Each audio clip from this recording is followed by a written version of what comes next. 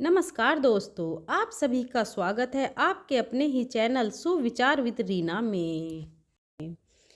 आज हम आपको भोले बाबा की सोमवार की व्रत कथा सुनाएंगे। आइए पहले उसके व्रत का महत्व बताते हैं। ग्रहण आदि में जप, ध्यान, हवन, उपासना, दान आदि सत्य कार्य करने से जो फल मिलता है वही सोमवार के व्रत से फल मिलता है। चैत्र मास में सोमवार व्रत फल चैत्र में गंगा जल से सोमनाथ के स्नान कराने के समान, वैशाख में आपूषादि से पूजन कर कन्यादान के समान, ज्येष्ठ मास में पुष्कर स्नान करके गोदान के समान, भाद्रपद में बृहद यज्ञों के समान, श्रवण में अश्वमेध यज्ञ के समान, भाद्रपद में सत्य गोदान के समान, अश्विन में सूर्य ग्रहण के समान, कुरुक्षेत्र में रस धेनु गुड़ धेनु के दान के समान, कार्तिक में चारों वेद ज्ञाता 4 ब्राह्मणों को 4 घोड़े जुते हुए रथ दान के समान, मार्गशीर्ष में चंद्र ग्रहण के समान, काशी आदि तीर्थ में जा गंगा स्नान जप दान के समान, पौष में अग्नि सोष्टम यज्ञ के समान, माघ में गाय का दूध व गन्ने के रस से स्नान कर ब्रह्मा इत्यादि निवृत्त के समान, फाल्गुन में सूर्यदेव ग्रहण के समय गोदान समान फल प्राप्त होता है, श्रावण में केदारनाथ का ब्रह्म कमल से पूजन, दर्शन, अर्चन तथा केदार क्षेत्र में निवास का विशेष महत्व है। इससे भगवान शंकर की प्रसन्नता और शिव साजुन्य प्राप्त होता है। आइए अब श्रवण करते हैं सोमवार व्रत कथा। एक साहूकार बहुत धनवान था। उसको धन आदि किसी बात की कोई कमी नहीं थी, परंतु पुत्र न होने के कारण वह अत्यंत दुखी था। वह इसी चिंता में रात दिन रहता था और इसलिए वह पुत्र की कामना के लिए प्रति सोमवार को शिव जी का व्रत और पूजन किया करता था। सायंकाल को शिव जी के मंदिर में जाकर घी का दीपक जलाया करता था। उसे इस भक्ति भाव को देखकर एक समय श्री पार्वती जी ने शिव जी महाराज से कहा कि हे महाराज, यह साहूकार आपका अनन्य भक्त है और सदैव आपका व्रत और पूजन बड़ी श्रद्धा और भक्ति से करता है, अतः इसकी मनोकामना पूर्ण करनी चाहिए। शिव जी ने कहा कि पार्वती जी, यह संसार कर्म क्षेत्र है। जैसे किसान खेत में जैसा बीज बोता है वैसा ही फल काटता है, उसी तरह संसार में जो जैसा कर्म करते हैं वैसा ही फल भोगते हैं। पार्वती जी ने अत्यंत आग्रह से कहा कि महाराज, जब यह आपका ऐसा भक्त है और यदि आपको किसी प्रकार का दुख है तो आपको इस अवश्य दूर करना चाहिए, क्योंकि आप तो सदैव भक्तों पर दया करते हैं, उनके दुखों को दूर कर देंगे। यदि आप ऐसा नहीं करेंगे तो मनुष्य क्यों कर आपकी सेवा करेंगे, व्रत पूजन करेंगे। पार्वती जी का ऐसा आग्रह देख शिव जी महाराज अत्यंत प्रसन्न होकर कहने लगे, हे पार्वती, इसके कोई पुत्र नहीं है। इसी पुत्र चिंता से यह बहुत दुखी रहता है। इसके भाग्य में पुत्र न होने पर भी मैं इसको पुत्र की प्राप्ति का वरदान देता हूँ, परंतु वह पुत्र केवल 12 वर्ष तक ही जीवित रहेगा। इसके पश्चात वह मृत्यु को प्राप्त होगा। इससे अधिक मैं इसके लिए कुछ नहीं कर सकता। यह सब बात साहूकार सुन रहा था। इससे उसको न कुछ प्रसन्नता हुई और न कुछ दुख हुआ। वह पूर्वतः वैसे ही शिवजी महाराज का सोमवार का व्रत और पूजन करता रहा। कुछ समय व्यतीत हो जाने पर साहूकार की स्त्री गर्भवती हुई और 10वें महीने में उसके गर्भ से अति सुंदर पुत्र की प्राप्ति हुई। साहूकार के घर में बहुत खुशी मनाई गई, परंतु साहूकार ने उसको केवल 12 वर्ष की आयु जानकर अधिक प्रसन्नता प्रकट नहीं की और न ही किसी को भेद बताया। जब वह 9 वर्ष का हो गया तो उस बालक की माता ने उसके पिता से उसके विवाह आदि के लिए कहा, परंतु साहूकार कहने लगा कि मैं अभी इसका विवाह नहीं करूंगा और काशी जी पढ़ने के लिए भेजूंगा। फिर उस साहूकार ने अपने साले अर्थात बालक के मामा को बुलाया, उसको बहुत सा धन देकर कहा, तुम इस बालक को काशी जी पढ़ने के लिए ले जाओ और रास्ते में जिस जगह भी जाओ वहाँ यज्ञ करते, दान करते, तब ब्राह्मणों को भोजन कराते जाओ। इस प्रकार वह दोनों मामा भांजे सब जगह यज्ञ करते और ब्राह्मणों को भोजन कराते जा रहे थे। रास्ते में उनको एक शहर दिखाई पड़ा। उस शहर के राजा की कन्या का विवाह था और दूसरे राजा का लड़का जो विवाह के लिए बारात लेकर आया था वह एक आंख से काना था। लड़के के पिता को इस बात की बड़ी चिंता थी कि कहीं वर को देखकर कन्या के माता पिता विवाह से किसी प्रकार की अड़चन ना पैदा कर दें। इस कारण जब उसने अति सुंदर सेठ के लड़के को देखा तो मन में विचार किया कि क्यों न दरवाजे के समय इस लड़के को उससे वर का काम करवा लिया जाए।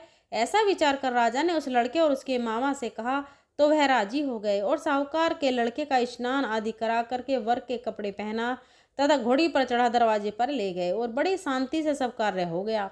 अब वर के पिता ने सोचा यदि विवाह कार्य भी इसी लड़के से करा दिया जाए तो क्या बुराई है। ऐसा विचार करके उसके मामा से कहा यदि आप फेरों और कन्यादान का काम भी करा दें तो आपकी बड़ी कृपा होगी और हम इसके बदले में आपको बहुत सा धन देंगे।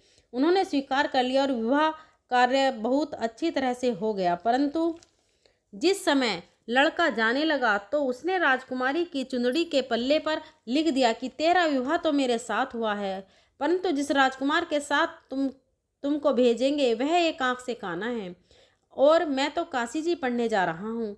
उस राजकुमारी ने जब अपनी चुनरी पर ऐसा लिखा हुआ पाया तो उसने राजकुमार के साथ जाने से इनकार कर दिया और कहा कि यह मेरा पति नहीं है, मेरा विवाह इसके साथ नहीं हुआ, वह तो काशी जी पढ़ने गया है।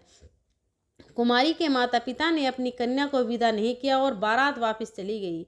उधर सेठ का लड़का और उसका मामा काशी जी पहुंच गए। वहां जाकर उन्होंने यज्ञ करना और लड़के ने पढ़ना शुरू कर दिया।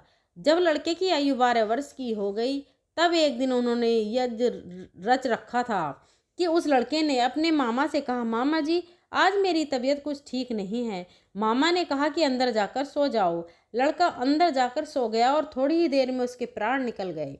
जब उसके मामा ने आकर देखा कि वह तो मुर्दा पड़ा है तो उसको बड़ा दुख हुआ और उसने सोचा कि मैं भी रोना पीटना मचा दूंगा तो यज्ञ का कार्य अधूरा रह जाएगा। अतः उसने जल्दी से यज्ञ का कार्य समाप्त कर ब्राह्मणों के घर जाने के पश्चात रोना पीटना आरंभ कर दिया। संयोगवश उस समय शिवजी महाराज और पार्वती जी इधर से जा रहे थे। जब उन्होंने जोर जोर से रोने पीटने की आवाज़ सुनी तो पार्वती जी शिवजी को आग्रह करके उसके पास ले गईं और सुंदर लड़के को मरा हुआ देखकर कहने लगी कि महाराज यह तो उसी सेठ का लड़का है जो आपके वरदान से पैदा हुआ था। शिवजी ने कहा कि पार्वती जी इसकी आयु इतनी ही थी, सो भोग चुका। पार्वती जी ने कहा कि महाराज कृपा करके इस बालक को और आयु दो, नहीं तो इसके माता पिता तड़प तड़प कर मर जाएंगे। पार्वती जी के इस प्रकार बार बार आग्रह करने पर शिवजी ने उसको वरदान दिया और शिवजी महाराज की कृपा से लड़का जीवित हो गया।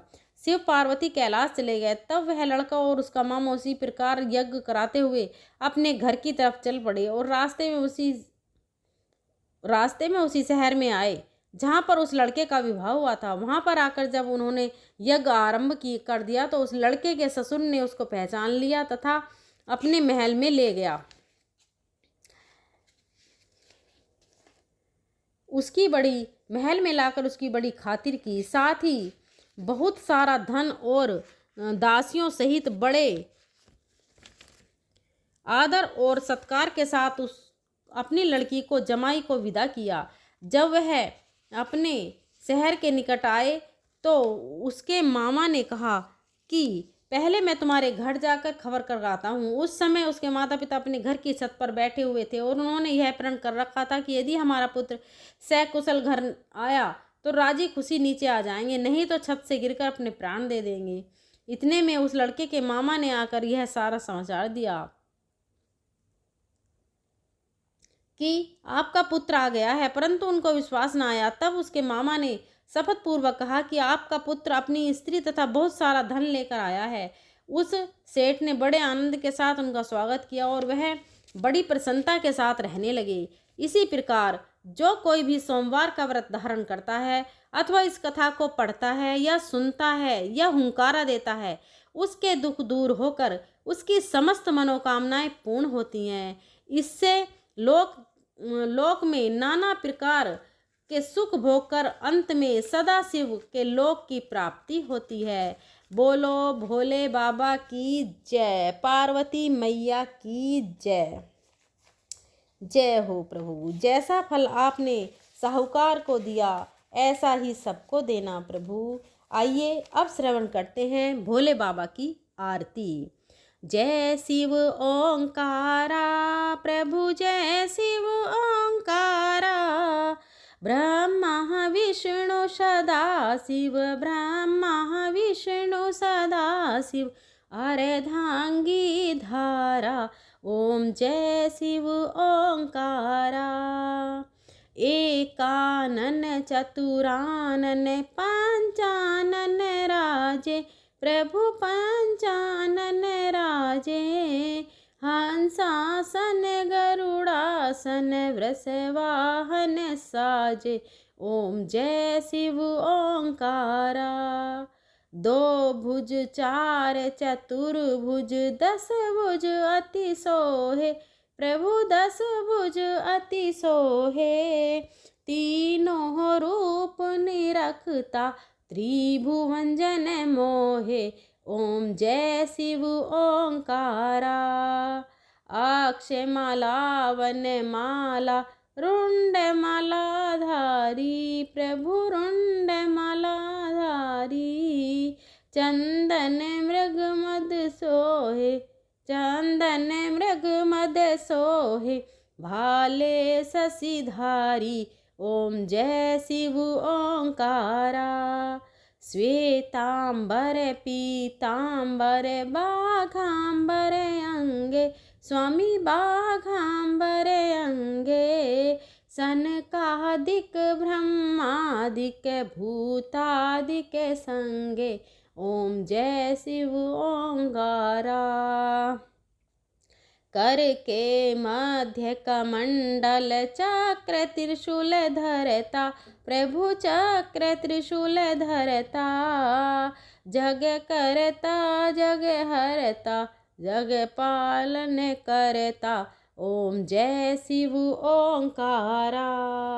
ब्रह्मा विष्णु सदाशिव जानत अविवेका, प्रभु जानत अविवेका। प्राणाक्षर के मध्य ये तीनों एका। ओम जय शिव ओंकारा। जय गुण शिव जी की आरती, जो कोई नर गावे, प्रभु प्रेम सहित गावे। कहते शिवानंद स्वामी, कहते हरि हर स्वामी। मन वांछित फल पावे। ओम जय शिव ओंकारा।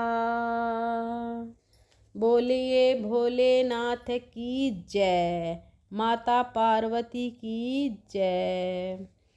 दोस्तों, आपको वीडियो कैसी लगी कमेंट बॉक्स में ज़रूर बताएं और जय भोलेनाथ ज़रूर लिखें। और अगर कोई गलती रही हो तो मैं माफ़ी चाहती हूँ, प्लीज़ माफ़ करें। मेरे चैनल सुविचार विद रीना को सब्सक्राइब करें, अपने फ्रेंड और फैमिली में वीडियो को शेयर करें और ऐसी आगे वीडियो पाने के लिए चैनल को सब्सक्राइब करके बेल आइकन को प्रेस ज़रूर करें ताकि आने वाली सभी वीडियो की नोटिफिकेशन आपको पहुंच सके। मिलते हैं अगले कथा के साथ। धन्यवाद।